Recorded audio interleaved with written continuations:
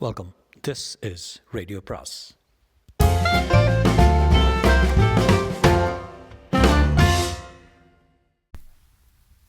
அனைவருக்கும் அன்பு வணக்கம். ராக்கி ரங்கராஜனின் படகு வீடு அத்தியாயம் 23.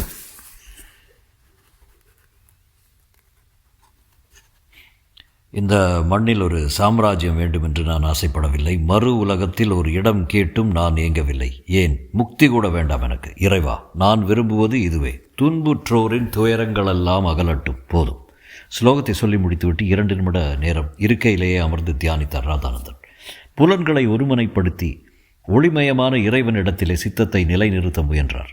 இருளை தவிர வேறில்லாத அடர்ந்த வனத்தினுள் உலவுவது போன்ற திகிலும், ஆழங்காண முடியாத கடலில் அமிழ்ந்து அமிழ்ந்து இறங்கினார் போன்ற மூச்சு திணறலும் ஒரே சமயத்தில் ஏற்பட்டன அவருக்கு. மூடிய விழிகள் தாரை தாரையாக நீரை பெருக்கின. இந்த வாழ்க்கையை ஏற்றுக்கொண்ட நாள் தொட்டு அனுபவித்து வருகின்ற மரண வேதனை இது. எப்போது இதற்கு முற்றுப்புள்ளி? தியானம் என்பது சுவாசத்தை திணற வைக்கும் கொடுமையாக இல்லாமல் படகில் மிதக்கும் ஆனந்த அமைதியாக எப்போது மாறும்? அல்லது அது கைவரப்பு இராமலேயே இந்த வாழ்க்கை முடிந்து விடுமா? கண்டபடி மனத்தை அலைய விட்டு கொண்டு தியானம் என்று பெயர் பண்ணுவதை காட்டிலும் எழுந்து விடுவது மேல் என்று ராதானந்தர் எண்ணினார். கண் விழித்த போது ஒரு சிறு ஆச்சரியம் காத்திருந்தது. அருகிலேயே அமர்ந்திருந்த சின்னச்சாமியாரை காணவில்லை. தியானம் என்பதோ பிரார்த்தனை என்பதோ சிந்தனை என்பதோ அவருக்கு துயர அனுபவங்கள் அல்ல. எந்த வினாடியும் கண்ணை மூடி வேறு உலகத்தில், எந்த வினாடியும் கண்ணை திறந்து பிரத்யட்ச உலகத்தில் கலந்து கொள்ளக்கூடிய சின்னச்சாமியாரின் மனப்பக்குவத்தை பார்த்து பல நாட்கள் பொறாமைப்பட்டாகிவிட்டது. ஆகவே தன்னுடன் தியானத்துக்கு அமர்ந்திருந்தவர் தனக்கு முன்னதாக எழுந்து போனது குறித்து ராதானந்தருக்கு வியப்பு ஏற்படவில்லை. ஆனால் அரை வாசலில் தனக்காக காத்து கொண்டு நிற்பாரே வழக்கமாய், அப்படி நிற்காமல் வெளியே செல்லும்படி என்ன அவசர காரியம் வந்திருக்கும்? வெளியே வந்து பின்புறத்தை அடைந்தார். மொட்டை மாடியிலிருந்து சிறிய ஏணி வழியை கீழே இறங்கி கொண்டிருந்த சின்னச்சாமியாரை கண்டதும் சிரிப்பு வந்தது. சிரிப்பது பண்பாடல்ல என்று மறைத்து கொண்டு நல்ல நல்ல என்று சொன்ன வண்ணம் ஏணியின் கால்களை பிடித்து கொண்டார், சரிந்து விடாமல். மடத்தை கட்டியவர்களுக்கு மாடி வைக்கும் உத்தேசம் இருந்திருக்கவில்லை. ஆகவே மொட்டை மாடி போன்ற தளத்தை மட்டும் ஏற்படுத்திவிட்டு படிக்கட்டு எதுவும் கட்டாமலே விட்டுவிட்டார்கள். ஆனால் மடத்தின் வேலைக்காரர்கள் அல்லது விருந்தாளிகள் பகல் வேளைகளில் துணிமணிகளை உலர்த்தவும் மாலை வேளைகளில் கடற்காற்றை தூய்க்கவும் அந்த தளத்தை பயன்படுத்துவது வழக்கமாயிற்று. அவர்கள் ஏறி இறங்குவதற்கென்றே ஒரு ஏணி மடத்தின் பின்புற சுவரில் சாத்தி வைக்கப்படுவது வழக்கமாயிற்று. தரையில் கால் வைத்தபோது சின்னச்சாமியாரின் முகத்தில் லேசாக கலவரம் படிந்திருப்பதை கவனித்தார் ராதானந்தன். ஹரியை பார்த்தீங்களா எங்கேயாவது? அவனை தான் தேடிக்கொண்டிருக்கேன் என்றார் சின்னச்சாமியார். அப்துல்லா என்று வேண்டுமென்றே ராதானந்தர் திருப்பி கேட்டார். அந்த பெயர் மாற்றத்தை தான் அங்கீகரிக்கவில்லை என்று காட்டுவதற்காக எங்கேயாவது விளையாடி கொண்டிருப்பான். மொட்டை மாடியில் எங்கேயாவது ஓடி திரிய போகிறானேன்னு கவலைப்பட்டு தான் போய் பார்த்தேன், காணோம். ராதானந்தர் அவரது முகத்தை கேலியாக நோக்கியபடி, சுவாமிகள் குடும்ப பந்தங்களை விலக்கி 30 வருடங்கள் இருக்குவா என்று கேட்டார். 40 இருக்கும். ஏன் 40 வருடங்களுக்கு பிறகு அதே கட்டுகளில் மறுபடி சிக்கிக்கொள்கிறீர்களே என்பதால் கேட்டேன். சின்னச்சாமியாரினால் அந்த தாக்குதலை ஏற்கவும் முடியவில்லை, மறுக்கவும் இயலவில்லை. நம் பாதுகாப்பில் ஏற்றுக்கொண்ட பிறகு கவலைப்படாது இருக்க முடியவில்லையே என்றார். உண்மை என்று பரிகாசமாகவே தலையாட்டி விட்டு வாசல் புறம் எங்கேயாவது நின்று இருப்பான், வாருங்கள் போய் பார்க்கலாம் என்றார் ராதானந்தர். பின்னாலோ அல்லது கூடவோ வராமல் முன்னதாக விரைந்து செல்லும் சின்னச்சாமியாரை பார்க்கும்போது ராதானந்தருக்கு வேடிக்கையாக இருந்தது. குடும்ப பந்தம் என்று அவரை கிண்டல் செய்தது ஒரு விதத்தில் உண்மைதான். காலையில் எழுந்தது முதல் இரவில் படுப்பது வரை அப்துல்லின் ஒவ்வொரு நடவடிக்கையிலும் சின்னச்சாமியார் அக்கறை காட்டினார். அந்த சிறுவருக்கென 15 பைசாவில் ஒரு மலிவான பிளாஸ்டிக் சோப்பு பெட்டி, அதற்குள் சிறு சோப்பு கட்டியுடன் வாங்கி வந்து கொடுத்தார். சுத்தமாக இருப்பதன் அவசியத்தை அவனுக்கு கற்பிப்பதற்காக சமாதானமும் சொன்னார். தனக்கு 2 வேட்டி போதும் என்று சொன்னவர் யாரோ ஒரு வங்காளி பாபுவிடம் யாசகம் வாங்கி வந்து விட்டார். 5-6 சட்டைகளும் அரை டிராயர்களும். பகலில் 1 மணி நேரமும் மாலையில் 1 மணி நேரமும் அவனுக்கு தாமே டியூஷன் சொல்லிக் கொடுத்தார். அவனுடைய புது புத்தகங்களுக்கு அட்டைகளை போட்டு தந்தார். ஆனால் ஹரி என்று கூப்பிடுவதை தவிர வேறு வகைகளில் அவனுடைய மதத்தை மாற்றி அமைக்கவில்லை. ஆகவே அந்த சிறுவனிடம் அவர் உண்மையான அன்பு கொண்டிருக்கிறார் என்பது வெளிப்படை. மனிதனிடம் அன்பு வைப்பதன் மூலமாகவே ஆண்டவனின் அன்பையும் பெறலாம் என்று முன்னோர்கள் சொன்னது எல்லாம் உண்மைதானா? ராதானந்தர் தம்மை பற்றி நினைத்து கொண்டார். சதையும் இரத்தமும் நிறைந்த எந்த பிறவியிடம் நான் அன்பு செலுத்துகிறேன்? முட்டைச் செடியில் மலர் பறிக்க விரும்புகிற மாதிரி அன்பு பிரவகிக்கும் இருதயம் இல்லாமல் நான் என்ன இறை வழிபாடு செய்து கொண்டிருக்கிறேன்? என்று அவரை பின்தள்ளி நிறுத்தி வைத்தார் சின்னசாமியார். தோட்டத்தில் மரத்தின் நிழலில் அவர் காட்டிய காட்சி ராதானந்தரையும் நிற்க வைத்தது. அக்கம்பக்கத்து குடிசை சிறுவர்கள் 4-5 பேர் அப்துல்லை சுற்றி அமர்ந்திருந்தார்கள். மணலில் கையால் கிறுக்கிய வண்ணம் இது ஆவண்ணா என்று சொல்லிக் கொடுத்து கொண்டிருந்தான் அப்துல். அவன் தோழர்கள் அவனைப் போலவே மணலில் எழுத முயன்று கொண்டிருந்தார்கள். ஆனால் ஒரு நிமிடத்துக்கு மேல் அந்த காட்சியை ரசிக்க முடியவில்லை. சாமிடா என்று ஒரு சிறுவன் கூவ மற்றவர்களும் உடனே ராதானந்தரையும் சின்னசாமியாரையும் கவனித்துவிட்டு சிரித்துக்கொண்டே ஓடிவிட்டார்கள் தெருவுக்கு. அடா வகுப்பை கலைச்சிவிட்டேனடா ஹரி என்று வருத்தம் தோய்ந்த குரலில் கேட்டவாறு அப்துல்லை அணைத்து கொண்டார் சின்னசாமியார். கட்டை குட்டையான சின்னசாமியாரின் உருவத்தையும் ஆலமரத்தின் வேரில் முளைவிட்ட அருகு போல அவரிடம் உண்டி நிற்கும் அப்துல்லையும் பார்த்து புன்னகை செய்து கொண்டே மடத்தினுள் திரும்பினார் ராதானந்தர். அவருடைய சிந்தனை முழுக்க முழுக்க சற்று முன் கண்ட காட்சியிலேயே லயித்திருந்தது. 4-5 சிறுவர்கள் சேர்ந்து உட்கார்ந்து படிக்கும் காட்சி. அதை காட்டிலும் மனத்துக்கு இன்பமும் புத்துணர்ச்சியும் தரக்கூடியது என்ன இருக்க முடியும்?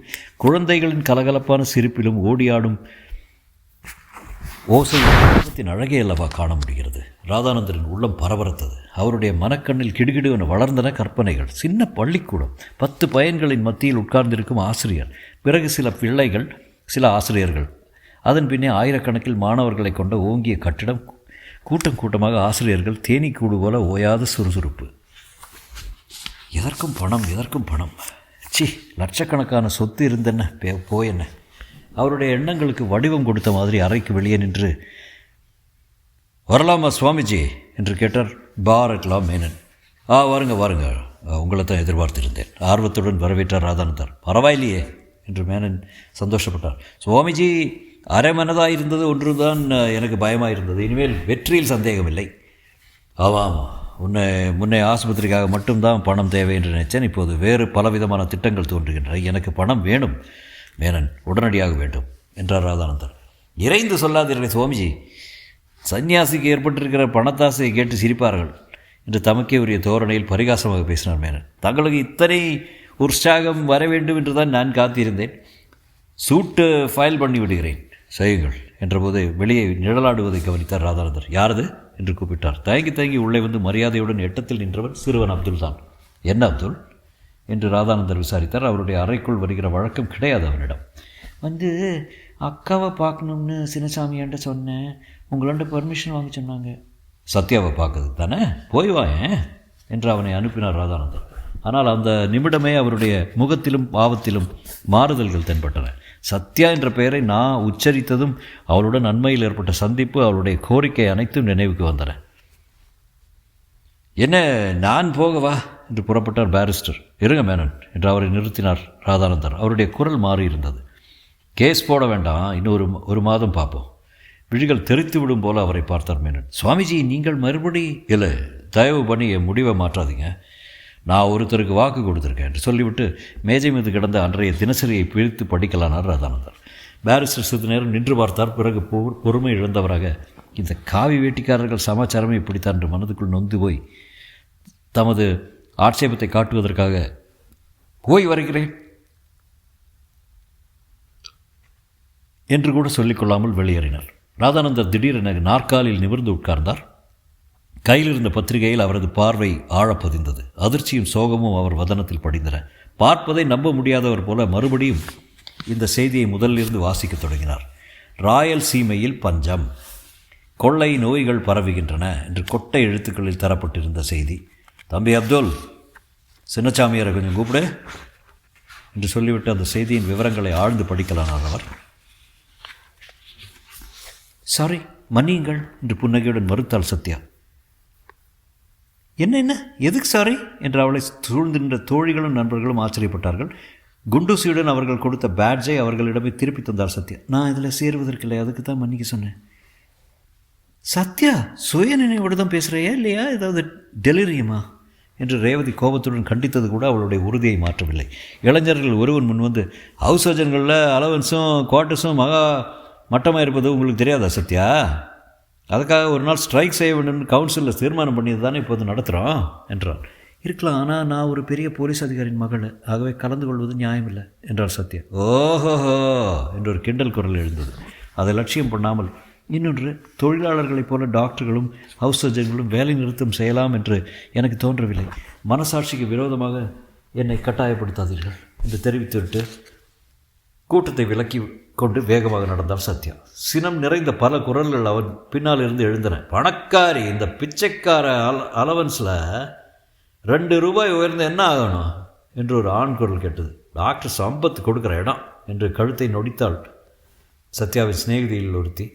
எவர் பேச்சையும் பொருட்படுத்தாமல் தனது குவார்ட்டர்ஸுக்கு சென்று பதிவு புத்தகத்தில் கையெழுத்திட்ட பின் ஹெட் நர்ஸிடம் தேவையான தகவல்களை தெரிந்து கொண்டு வீட்டுக்கு புறப்பட்டாள் சத்யா.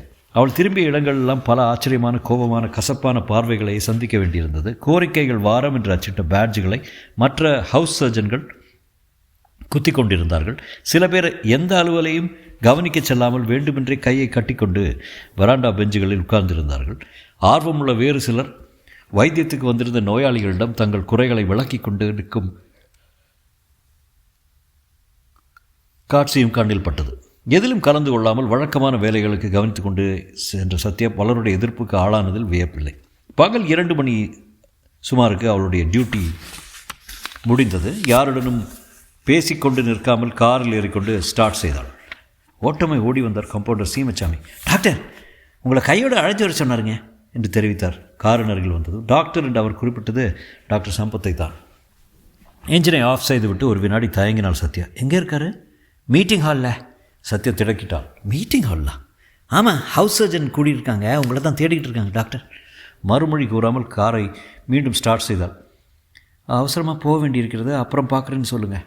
ஆஸ்பத்திரிக்கு வெளியே வந்து 2 ஃபர்லாங் தூரம் சாலையில் சென்ற பிறகுதான் அவருடைய மடிந்த உதடுகள் பிரிந்தன. ஒரு பெருமூச்சு வெளிப்பட்டது. டாக்டர் சம்பத் ஒருவருக்காவது உறுதி இருக்குமேன்னு நினச்சேன். கடைசியில் உணர்ச்சிக்கு அடிமையாகிற சாதாரண மனிதர் தானே அவரும் என்று சலிப்புடன் தனக்குள் எண்ணிக்கொண்டாள் அவள். ஒதுங்கி இருப்பது தப்பு, நீயும் கலந்து கொள் என்று அத்தனை பேருக்கு நடுவே அவர் வற்புறுத்தியிருப்பார். எப்படி மறுப்பது? மனசாட்சிக்கு விரோதமாக எப்படி ஒப்புவது? அவரை பார்க்காமல் வந்ததே புத்திசாலித்தனம். மவுண்ட் ரோடில் பச்சை விளக்குக்காக காத்து நின்ற போது, இப்போதும் வீட்டுக்கு திரும்புறையா சத்யா என்று அப்பாவின் குரல் கேட்டது. சட்டென்று பக்கவாட்டில் பார்த்தால் அடுத்த பாதையில் அவள் காரின் இடுப்பை ஒட்டி கொண்டு சாரங்கபாணியின் அலுவலக வேன் என்றிருந்தது. பின் சீட்டிலிருந்து குரல் கொடுத்த சாரங்கபாணி. அன்று டாக்டர் சம்பத்தை பார்த்து விட்டு வந்த பிறகு இன்றுதான் அப்பாவை சந்தித்திருக்கிறாள் சத்யா. இருவருடைய நேரம் அவ்வளவு ஒட்டுறவு அற்றிருந்ததே காரணம். அதனால் எனக்கு எத்தனை பட்டம் கிடச்சிருக்குது தெரியுமா என்றார் சாரங்கபாணி. நீங்கள் இந்த காருக்கு வந்துடுங்க, நான் அழைத்து போகிறேன் என்று அழைத்தாள் சத்யா. தந்தையின் பேச்சு அவள் காதிலேயே விழவில்லை. சாரங்கபாணி தமது வேனுக்கு வெளியே தலை நீட்டி பார்த்தார். பச்சை விளக்கின் அனுமதி இப்போதைக்கு கிடைக்காது என்பது புலப்பட்டதும் சட்டென கதவை திறந்து கொண்டு வெளிப்பட்டு சத்யாவின் அருகே அமர்ந்து, நீ ஆஃபீஸ் போ என்று டிரைவருக்கு உத்தரவிட்டார். போக்குவரத்து நெருக்கடிகளை கடந்த பின்னர் சத்யா கேட்டாள். பட்டம் என்னவோ சொன்னீங்களே, என்னப்பா? ஹவுஸ் சர்ஜனில் ஸ்ட்ரைக்கில் நீ கலந்து கொள்ளல? ஆமாம், அதனால் என்ன டெலிஃபோனில் கூப்பிட்டு பாராட்டினாங்க. உன் சிநேகிதர்கள் பலர் ஸ்பெஷல் விருதுகள் வழங்கினாங்க. பெயர்களை சொல்லியிருந்தால் நன்றி தெரிவித்துட்டு ஒரு கார்டு போட்டிருப்பேன். அண்ணாமதையமாக இல்லை கூப்பிட்டாங்க. சத்யா அவமானத்துடன் தலை குனிந்து கொண்டாள். அவள் தோளை மெல்ல தட்டிய சாரங்கமணி, நீ வருத்தப்படாத, துணிச்சலாக இருக்கிறது குணம் மனசாட்சிக்கு விரோதம் இல்லாமல் நடந்து கொள்கிற தன்மை எல்லாருக்குமே வந்துடாது. நான் பெருமைப்படுறேன் சத்யா. சத்யா மெதுவாக சிரித்தாள். அப்படி ஒன்றும் கொள்கைக்காக உயிரை தரும் வீராங்கனை இல்லை. நான் எதுக்காக கலாட்டா என்று தான் ஒதுங்கி கொண்டேன். இப்போது கூட உள்ளூர உதறல் தான். எங்கே எல்லோரும் என்னை மடக்கி விட போடுறாங்களோன்னு. இனிமேல் என்ன, ஸ்ட்ரைக் தான் வாபஸ் ஆகிடுச்சே. என்னப்பா உங்களுக்கு தெரியாதா? கொஞ்சம் முந்தி தான் எனக்கு செய்தி வந்தது. டாக்டர் சம்பத் ரொம்ப தூரம் வாதாடி ஹவுஸ் சர்ஜன்கள் மனசை மாற்றிட்டாரான். டாக்டர்களும் மாணவர்களும் இன்று ராத்திரி ராயல்சீமைக்கு போகிறாங்க என்றார் சாரங்கபாணி. பேச சக்தியற்றவளாக அதிர்ந்து உட்கார்ந்திருந்தாள். டாக்டர் சம்பத்தை பற்றி தவறாக எண்ணிவிட்டேன் என்று வருத்தத்தின் அடிச்சுவட்டில் ராயல்சீமைக்கு ஏன் போகிறார்கள் என்ற ஐயமும் எழுந்தது. தந்தையை கேட்டான்.